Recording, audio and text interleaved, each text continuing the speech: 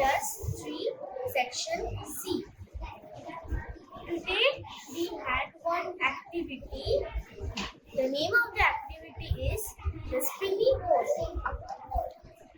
The components we needed is one small bead, one metal iron stick or stand, 2 to 3 magnets, and one colored disc.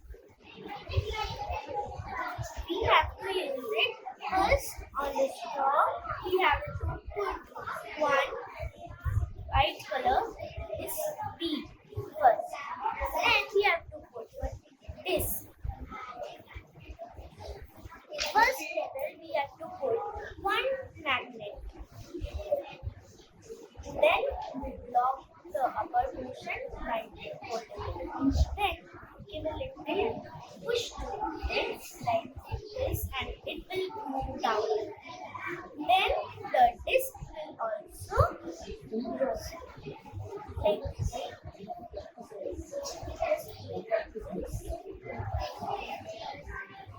One disc will take less time. Then if we